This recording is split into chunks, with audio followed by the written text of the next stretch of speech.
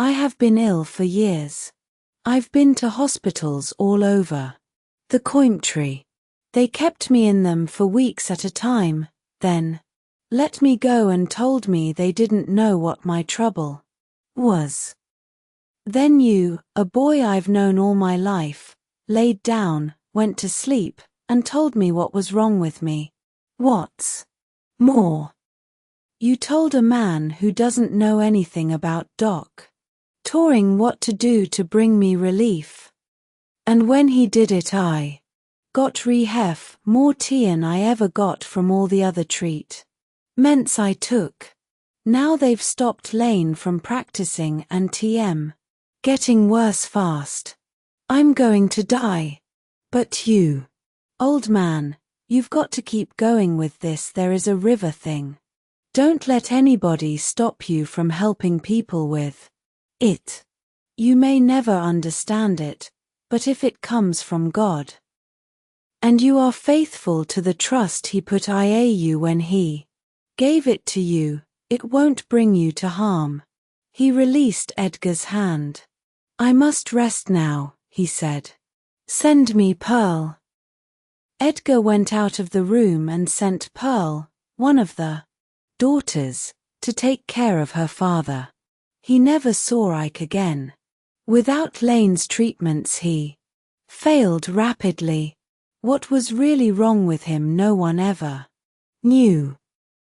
The reading had said he suffered from a growth on the side of the peritoneum, a long thread which could have been removed by operation in the early stages, but was now too far advanced.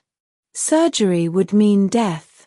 Lane had given him magnetic treatments and massage. So Ike died. His time had run out anyhow. But it could have been lengthened and made more comfortable had the treatments been continued. There were others who could be helped in the same way. There were younger people. There were children. He had been staring through the skylight windows at the stars. Now the stars were fading. Dawn was near. Things in the studio became visible in outline. On the desk before him he saw his Bible. In a few minutes he would be able to read it by the morning light. He would let it guide him. He opened it, put his finger in the middle of the left-hand page, and waited for the words to become visible. When they did, he read them. God is our refuge and our strength, a very present help in trouble. Therefore will we not fear, though the earth be removed, and though the mountains be carried into the midst of the sea. There is a river, though the waters thereof roar and be troubled, though the mountains shake with the swelling thereof. Selah. There is a Rhea, the streams whereof shall make glad the city of God. He stopped reading and began a letter to Ketchum. On certain conditions, he wrote, I will accept your offer. It is to be understood that my father will act as conductor of all readings, and that a stenographic account of all that is said be taken down, and at least 2 copies of it made, one for the patient and one for our files. No readings are to be given except for sick people who make the request themselves.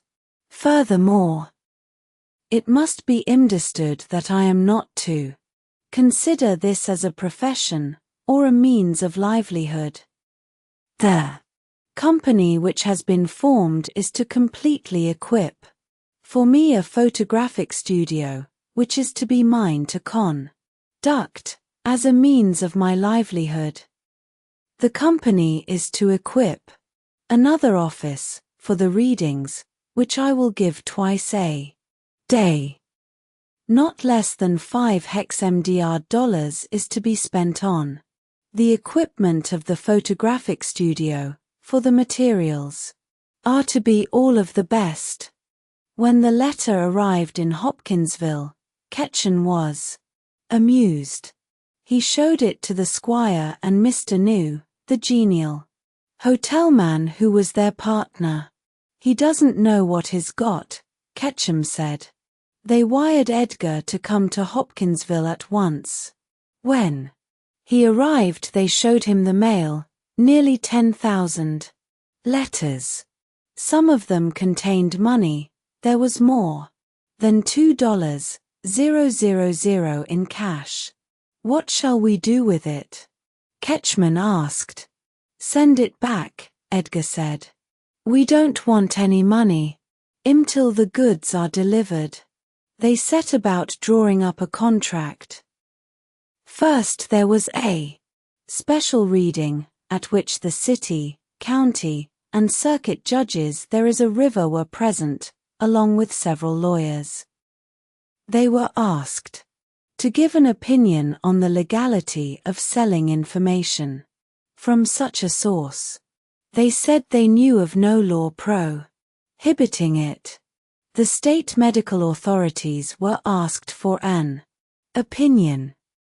They replied that nothing could prevent such a practice unless a law were enacted against it. And because of the peculiar nature of the operation, such a law would have to name Edgar specifically, and since this in itself was unconstitutional, it appeared that nothing whatever could be done to hinder the enterprise. The terms of the contract were those set by Edgar, plus the provision, offered by New and Ketchum, that he receive 50% of the gross receipts. He was to divide this with the squire. New and Ketchum were to receive the other 50% and pay the rent and all expenses from it. "How much will it cost to get the photographic equipment you want?" New asked Edgar. "About $500, he said. New handed him $500 bills. "Get what you want," he said. Edgar stared at the money. He had never seen $100 bill before. The furniture for the office was dazzling. It included a special couch, handmade, standing high from the floor, so that the person who gave the suggestion had to stand in order to talk to Edgar. He couldn't see the sense of it. It looked dramatic, but it only succeeded in keeping the squire, who did the suggesting, on his feet dmg the whole of the reading. A stenographer sat at a table nearby. The stationery also tended toward the dramatic. The letter head contained a picture of Edgar Casey, Jr., psychic diagnostician. The junior was a bit of folk etymology. The uncle for whom Edgar was named now lived in Hopkinsville. To distinguish between the two, the townspeople read there is a river forayed to one as Edgar and one as Edgar Jr., though every one was aware that they were uncle and nephew. The printer, when he got the order for the stationer, put the junior on without a second thought. The job of sending the money back was laborious. Edgar wrote most of the letters himself, offering to make appointments, and, if the readings were satisfactory, take payment. There was no set price for a reading, and this annoyed him. New and Ketchum seemed to think it better to proceed on the plan used by all physicians, a final bayou to include all services. There might be more than one reading, there might be medical supervision by Ketchum. Edgar made a habit of reading the stenographic transcript of each reading. He wanted to find out what was coming out of him while he was asleep. The stuff amazed him. It read like a scientific fairy tale, a witch doctor's dream, or some mumbo-jumbo plucked out of an encyclopedia. We find in this body a degenerate condition of the white matter in the nerve tissues. A lack of connection between the sympathetic and cerebrospinal nervous systems. A lesion at the 7th dorsal. After each session he went back to the photographic studio in a state of complete confusion. He had thought that a study of the transcripts might help his conscious mind to understand what it was that his subconscious mind did. If he understood a lit de medicine, the thing might not seem so strange and improbable to him. He might learn to live in it implicitly, from a faith within himself, instead of spasmodically, as a reflection of other people's belief. But the words blurred before his eyes. The language was too technical. He was worse off than before. One of the first out-of-town visitors to the new office was a man and Nortonville, Kentucky, a town about 35. There is a river miles north of Hopkinsville. He introduced himself as Frank E. Moore. I bought a coal mine recently from a man in Nortonville named Elgin, he told Edgar. When I was discussing price and terms, I asked him if there were another vein in the mine. He said he didn't know because the place hadn't been surveyed or examined by engineers. I asked him how he knew where to dig. He said he came over here and got a man named Lane to ask a fellow named Casey about it, while Casey was asleep. He said that Casey told him to dig in Nortonville where the L and N and IC railroads cross. That's where the mine is located. Ah, you the fellow who did it? Edgar shook his head. I don't know anything about it, he said. He explained his relationship with Lane. I never knew he took readings for any but sick people. He said. Well, never mind, Moore said. I've had my own engineers go over the mine. You aren't necessary for a thing like that. But if you can help sick people, I have a HTTLE niece over in Williamson, West Virginia, who had an attack of infantile paralysis. She can't walk yet, and I'd like to see what can be done to speed her recovery. Want to try it? Edgar gave the reading and Moore became so interested that he offered to buy the contract from Ketchum, New, and the Squire. When his niece in West Virginia reported that she was progressing, he began to build a hospital in Nortonville. So determined was he to put the readings on a scientific basis. Patients were having trouble getting the treatments outlined by Edgar carried out. They found that where the attention of a medical doctor was prescribed, the doctor most always refused to have anything to do with the case. Osteopaths were usually willing to give treatments, but only there is a river after making their own diagnosis. They treated as the reading suggested so long as it agreed with their own ideas.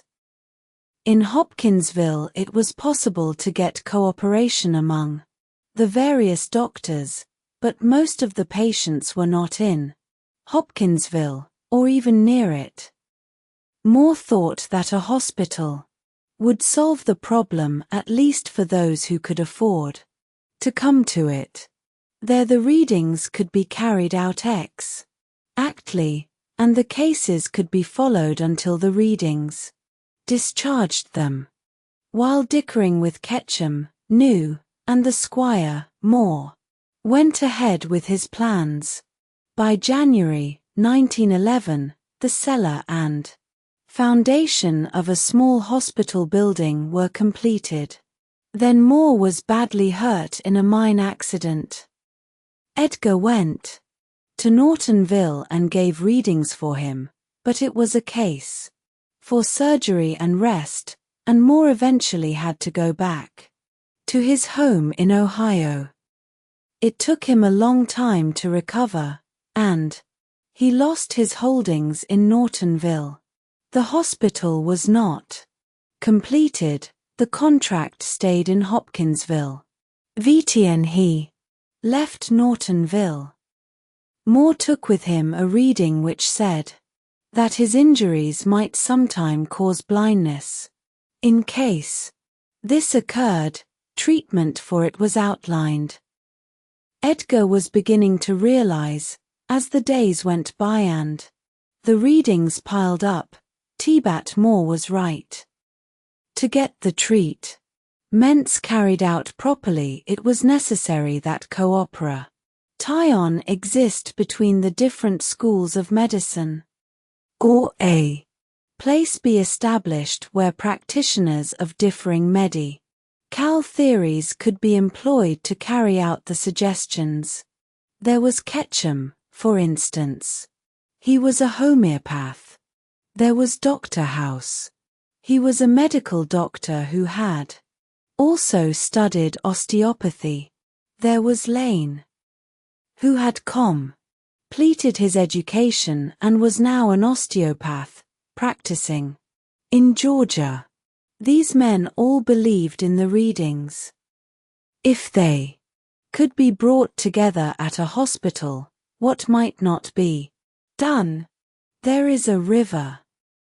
But there were other necessities, people who knew about treatment by electricity, people who knew massage, people who knew psychiatry, people who knew scientific diet, people who specialized in the nervous system, people who specialized in female disorders. As Edgar looked over the diagnoses and treatments that came out of him day by day, he decided that only a medical jack-of-all-trades would do, and he would have to be master of them all. Late in February, Roswell Field, brother of Eugene Field, came to Hopkinsville to do a series of stories about Edgar for Hearst's Chicago Examiner. Edgar was photographed holding Hugh Lynn on his lap and lying on the reading table with the squire standing by him and a stenographer seated at a table. The pictures, along with Field's stories, were sent to all the Hearst newspapers. Field described Edgar as he foimed him the company office, killing time in the most approved Kentucky fashion.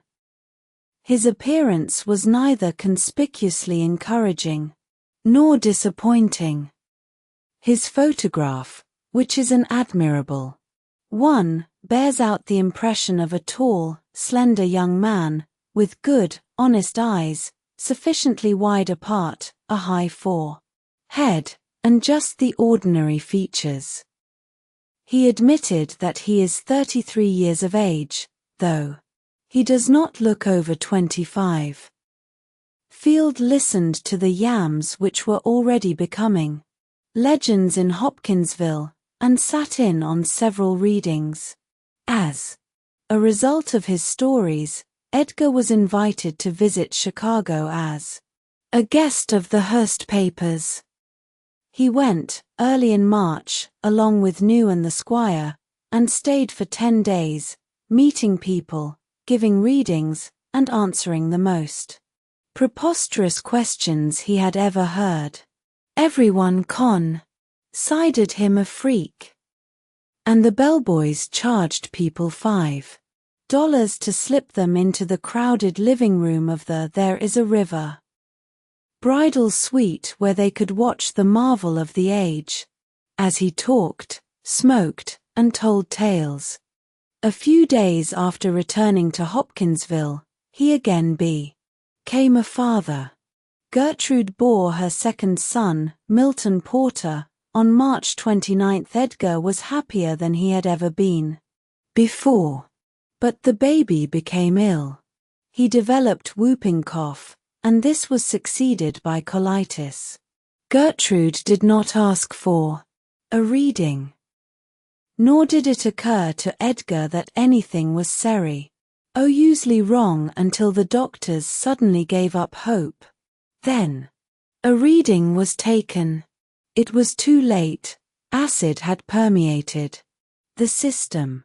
The baby died. Edgar was stunned. The reading hadn't been taken in time, obviously. He and Gertrude had depended on doctors. In their smug way they had raided on the medical profession, while every day Edgar was going to sleep, diagnosing, and prescribing for other people. It had never occurred to him to question whether, in an emergency involving himself, or his child, or Gertrude, he would turn to a reading for help. He had worried about whether to offer his powers to other people, and had decided that he should, because so many had been helped by them and so many believed in them. But he had not really answered the question even during that long night in the studio at Montgomery of whether he believed in the readings himself. He was a prophet without honor in his own heart. He would have quit had he not been under contract. ANC. Had he not begun to be deeply affected by the stream of letters of thanks which poured into the office. Other people had faith in Bim. They seemed sure of his powers. They had been helped by the treatments suggested in their readings. They thanked him profusely. Some said they remembered him in their prayers. Was it possible for a man to mean much to others and so little to himself? There is a river if only Gertrude believed. If she had faith, he would have faith too. But she looked at it from the viewpoint of a woman in love. She had not liked Lane. She did not like Ketchum. She feared what the readings might do to Edgar, or what he might be tempted to do by reason of them. She said nothing, but she was like a parent with a beautiful daughter, who fears for her child's virtue because it has become so desirable. After the baby died, her health declined. Dr. Jackson told her she had pleurisy, but it hung on through the spring and into the summer.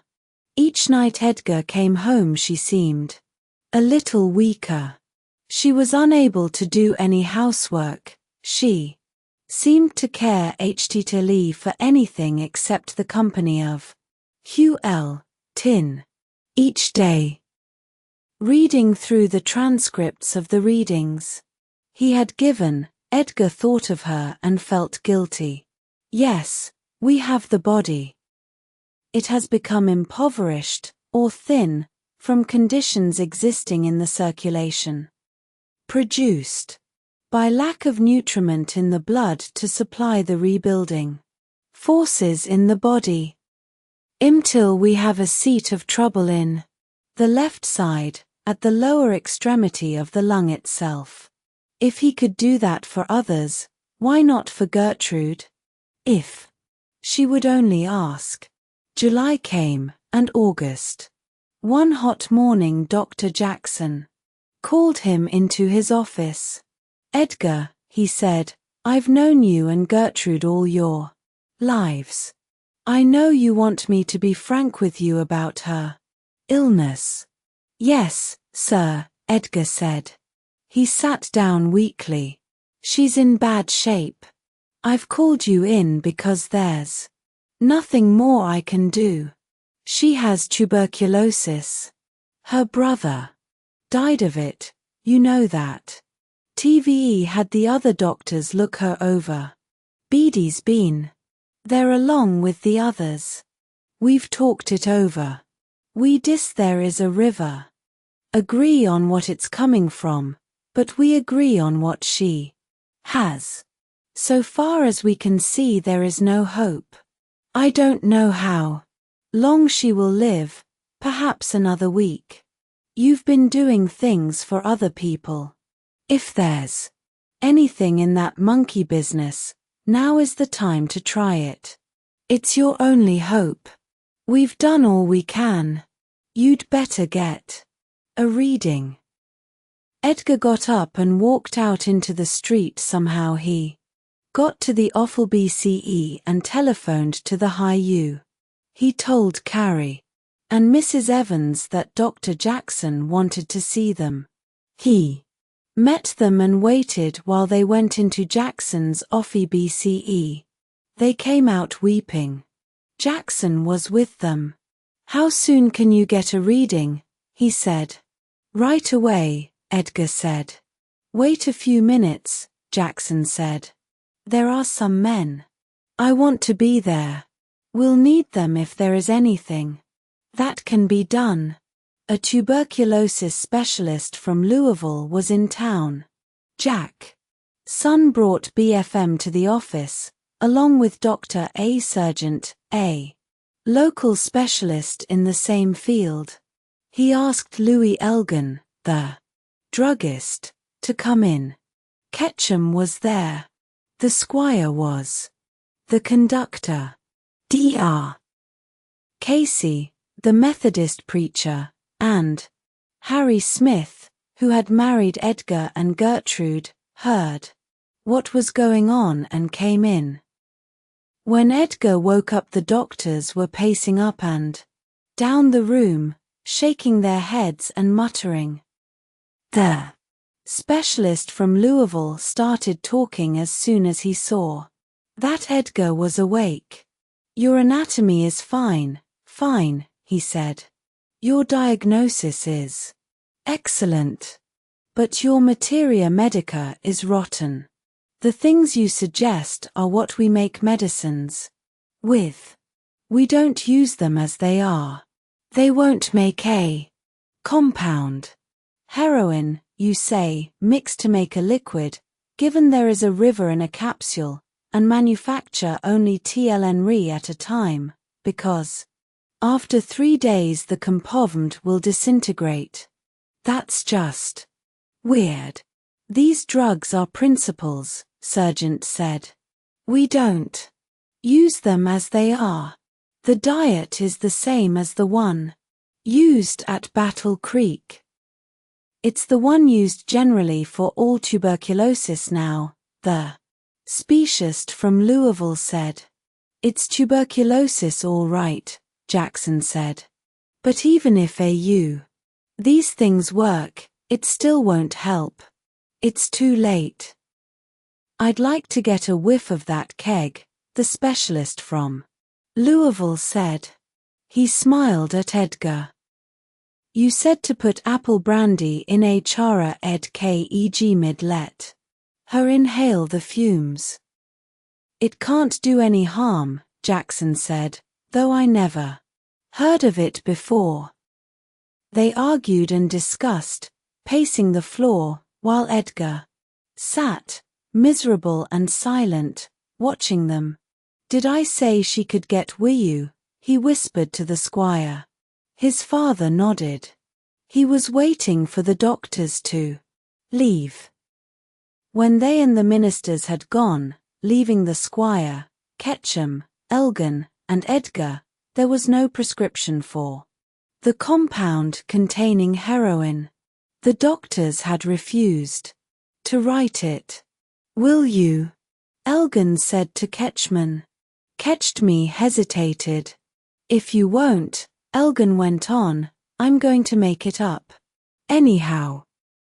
I may go to jail, but if Edgar wants it and his wife needs it, you prepare it.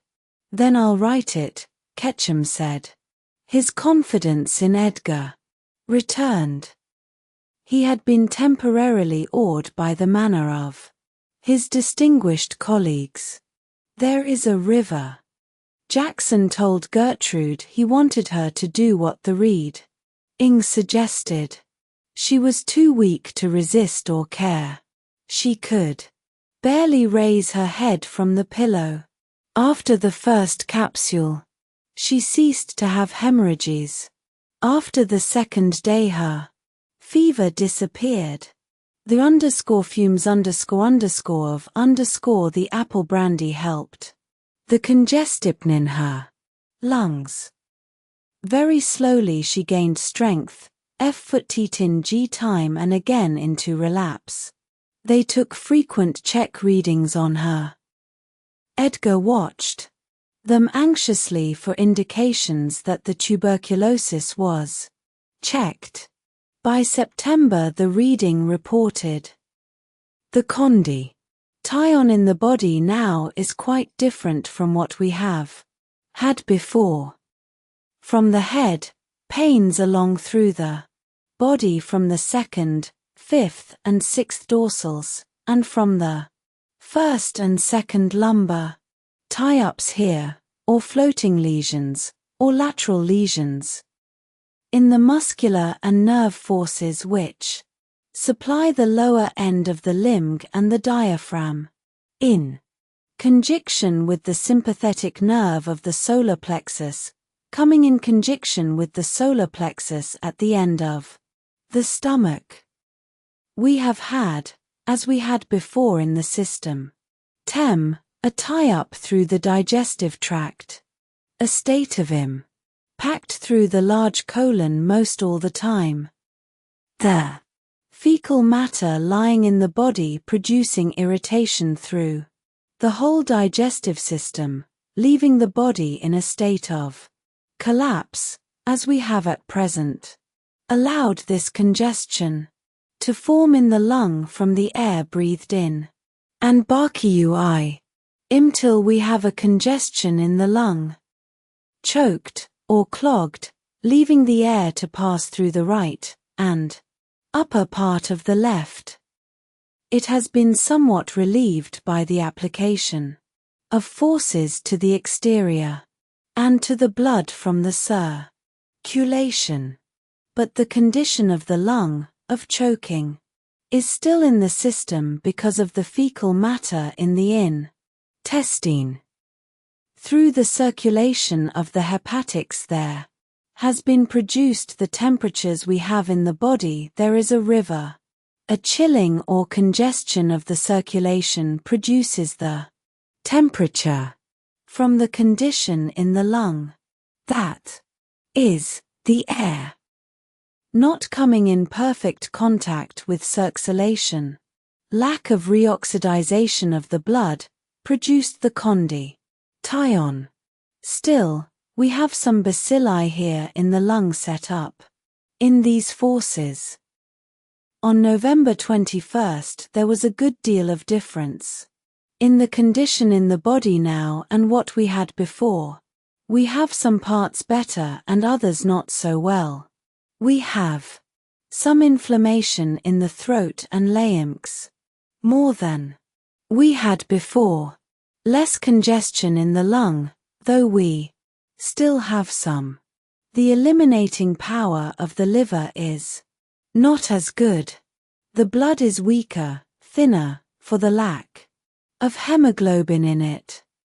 The troubles we have through the pelvis are aggravated by the condition we find in the parts themselves. The congestion is lower in the lung than we have had before. A good deal of soreness on the left side of the throat, produced by the conditions in the lung and liver. We have not stirred up the liver enough to produce the secretions to eliminate and carry off the particles through the dross and through the intestinal tract. Along the spine, manipulation has relieved the muscular forces and conditions through the lungs and cells themselves, or the cover of the lungs, the pleura. The condition, of course, has been aggravated through taking cold. Congestion in the chest and head. Aggravated condition, of course, of the catarrh that existed before in the head. Edgar was up all that night, with the doctors. The language of the reading was calm and matter-of-fact, but there was no mistaking the seriousness of the situation. Gertrude had taken cold, she was gradually choking and coughing there is a river herself to death. The next morning another reading was taken. We haven't much change in the body. Some better. Through the condition of the throat, not quite so much in. More inflammation, though, through the intestinal tract, that is, below the stomach. We have a disturbance through the stomach. Some congestion. Through the lymph. A great deal in the bronchials and head, and in the nasal ducts. Good deal of soreness in the throat and across the diaphragm from coughing. Cough produced by lack of blood to remove those particles from the body through the proper channels. Impoverishment of the blood makes it easy to take cold. That morning Gertrude could not raise her hand or lift her head from the pillow to take a drink of water. They gave her the little goose, the carrot ass with a tube at its end. She smiled wanly at her mother, who was nursing her. The readings were followed carefully, but it was slow, uphill work. When they could keep her from taking cold, she improved. By the 1st of January she was much better. The inflammation we had in the lower part of the lung, here, close to the diaphragm, and the abrasion we had on the diaphragm and pleura below, are removed and sorbed into the system itself. That night Edgar sat by her bedside, reading to her. She put out her hand and took hold of his. He looked at her. She was smiling. The readings saved me, Edgar, she said. Thank you. He looked at the book again, but the page blurred. He sat in silence staring at it, still holding her hand. Thank you, she said again. His shutter clicked again. That's all, Mrs. Doolittle, he said. I think we'll get some nice prints from these. I'll have the proofs in a few days. You can let Jim know, she said. You'll be seeing him, I expect. He helped her with her coat and escorted her from the studio to the stairway, with Daniel leading the way. Goodbye, Daniel, he said gravely. The boy shook hands with him and turned to help his mother down the stairs. Edgar went into the other office. The squire and Ketchum had gone. The stenographer was walking on the transcript of the morning reading. They've gone to the hotel for lunch, she told him. They took the young man with them. I promised to have this ready for them when they return. He looked at his watch. It was after 12, but he wasn't hungry. Through the window he could see Mrs. Doolittle and Daniel crossing the street. It had begun to snow again. There is a river very lightly. The 12:15 train, hearing Dr. Meinsterberg, was pulling out of the station. The snow turned into a near blizzard, and next morning, Edgar stayed at home, shoveling paths and budding a snow man for Hugh Lynn. That night he got out a copy of Snowbound and read it to Gertrude and Hugh L/Tin. Gertrude was much better, and the next morning, at Hugh Lynn's insistence, they built a snowman for her, outside her window. They put a hat on it, and called it the Professor. It was another 2 days before the town dug itself out of The storm. The squire, while walking to the offal BCE, had slipped and fallen, breaking his kneecap. He was put to bed, and a reading was given for him. Ketchum conducted the reading, and the subsequent ones taken at the office for regular patients. Frequently he dispensed with the stenographer at the time of the reading, took notes, and then dictated his own version of what had been said. Looking over one of these reports, Edgar had a hunch. He had been feeling badly. After the readings, his head often ached. He wrote a letter to the patient, a woman, saying that he hoped her readmig was proving of benefit. She replied that she had not received a reading. She had applied for one, but no appointment had been made, and nothing so far had been sent to her. Edgar faced Ketchum with the letter. Ketchum tried to explain. "We need money," he said. "We always have enough to get along on, of course, but we want to get ahead so we can build a hospital. We're handicapped now because so many of our patients can't get the treatments carried out properly. All the rich people we've tried give us only promises. The scientists look wise and shake their hands and go away. There is a river, look at Meinsterberg. There's money at Harvard that has been set aside to study such things as this. But did he offer to do it? We haven't heard a word from him. Not even a note of thanks. I expected a committee of doctors to come here and test you. I hoped that the medical profession would back us. But the doctors didn't come. They were afraid, probably, that they'd have to admit something they don't want to admit. So we've been going along, getting $5, $10, $20. Sometimes more, and a lot of times less, for readings. If we let you have your way, you'd give them all away. You never turn anyone down. We'll never get any place that way. We can stay here the rest of our halves, giving readings that are not followed out properly, sending them to people on whom we can't check up. What will we ever prove or accomplish?" "So," Edgar said, "so we haven't taken some of the readings you think we have. I wrote those reports for you, so you wouldn't worry. We've been taking other readings. We've been gambling. A little.